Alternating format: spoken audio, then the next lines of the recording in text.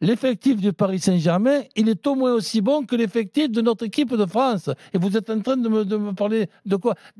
Qu'est-ce qu'il y a de moins fort dans quel secteur par rapport à notre équipe de France? Non, mais juste par rapport déjà au PSG de l'année dernière, sans parler de l'équipe de France. C'est-à-dire que, en gros, tu as remplacé Neymar et Messi par Ramos, Colomboigny. Tu as remplacé Verratti par Ugarte. Non. Cette année, tu as 5 ou 6 joueurs offensifs. La saison dernière, tu avais les 3 monstres, plus Ekitike. Pour moi, la plus grosse différence avec l'an dernier, c'est qu'il y a un capitaine dans le navire, en fait.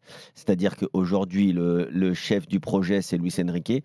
Si demain, il dit à Mbappé, écoute mon gars, soit tu vas défendre un peu plus, soit tu vas sortir, il est capable de le faire. Ouais, mais par moment, il est inquiétant. Par moment, peu importe, peut-être qu'il ne le fera pas parce qu'il en a bien sûr besoin, mais aujourd'hui, par rapport aux dernières saisons et en particulier à la saison dernière, on sent que n'importe qui peut sortir, par exemple, au cours d'un match.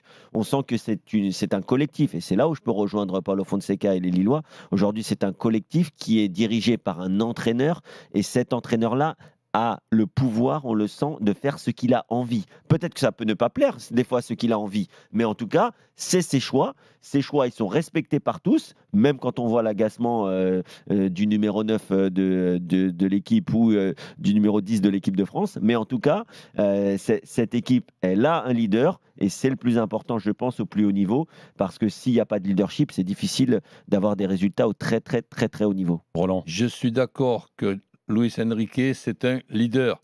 Je te dis quand même que Luis Enrique, par moment, il est inquiétant.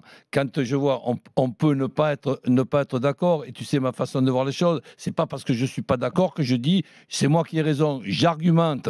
Quand tu vois les compositions d'équipe et quand tu vois ce dernier match à Dortmund, que la composition d'équipe est l'idée de ce patron, qui est Luis Enrique, c'est de faire de Vitinha un numéro 6 quand on rencontre le Borussia Dortmund qui a joué tous les 3 jours contre Leverkusen, contre Stuttgart, contre Leipzig, pendant que le Paris Saint-Germain joue tranquillement contre Nantes, et que tu nous inventes une composition d'équipe où il faut gagner la bataille du milieu en mettant Vitinha. Et tu nous expliques que ça a failli se jouer dans les 5 dernières minutes. Mais si dans les 5 dernières minutes, le Paris Saint-Germain prend un but, il pense, Luis Enrique, qu'on va s'emmerder à parler de ces 5 dernières minutes. On va lui rappeler ce qu'il a fait de bien et aussi ce qu'il a fait de pas bien dans ce parcours. Et quand tu prends un point aller-retour contre Newcastle, il faut pas mieux que tu te fasses tout petit et que tu dises rien.